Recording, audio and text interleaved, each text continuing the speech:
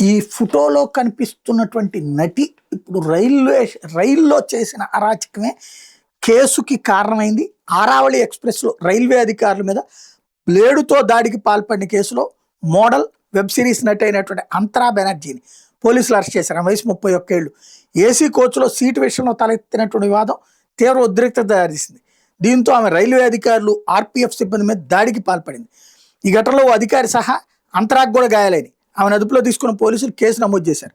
ఆ తర్వాత నోటీసులు ఇచ్చి బెయిల్ మీద విడుదల చేశారు. అంతరా బెనర్జీ షూటింగ్ కోసం సూరత్కు వెళ్ళిందట. ఈ నెల 12 రాత్రి 9:30 గంటలకు బోరివాలీలో ఆరావళి ఎక్స్ప్రెస్ ఎక్కిందట.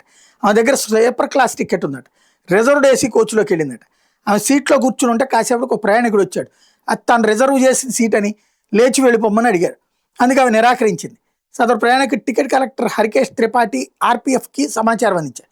దీంతో constable Rajesh Kumar, RPF assistant sub inspector Yaminikant Mishra వాళ్ళ దగ్గరకు వచ్చారు. సీట్ని ఖాళీ చేయాలని వాళ్ళిద్దరూ అంతరాన్ని అడిగారు. అయితే అందుకు ఆమె నిరాకరిస్తూ అధికారిని దూషించింది. ఆ తర్వాత తన బట్టల్ని చింపేసుకుని వాళ్ళు చించేశారంటూ విప్పేసి బ్లేడ్లతో దాడికి పాల్పడి ఈ ఘటనలో మిశ్రాతో పాటు అంతరాకు కూడా గాయాలని పరిస్థితి అదుపులో తప్పడంతో ఆర్పీఎఫ్ సిబ్బంది ఏసీ కోచ్ తలుపులు మూసేశారు. దీంతో ఆమె తప్పించుకోవడానికి కోచ్ అద్దాలను పగలగొట్టేందుకు కూడా ప్రయత్నించింది. దాదాపు గంట పాటు హంగామా చేసింది. తోటి ప్రయాణికులు తీవ్ర భయాందోళనకు గురయ్యారు. ఆ తర్వాత అంతరాన్ని దహను రైల్వే స్టేషన్ దగ్గర అధికారులు దించారు మహిళా పోలీసుల సాయంతో. మరుసటి రోజు ఉదయం అంతరాన్ని బోరివాలి రైల్వే పోలీసులు అదుపులో తీసుకున్నారు. కుటుంబ సభ్యులు, బంధువులకు ఫోన్ చేయాలని వాళ్ళు కోరితే ఆమె నిరాకరించింది. తన మీద కేసు నమోదు చేసి అరెస్ట్ చేయాలని డిమాండ్ చేసింది.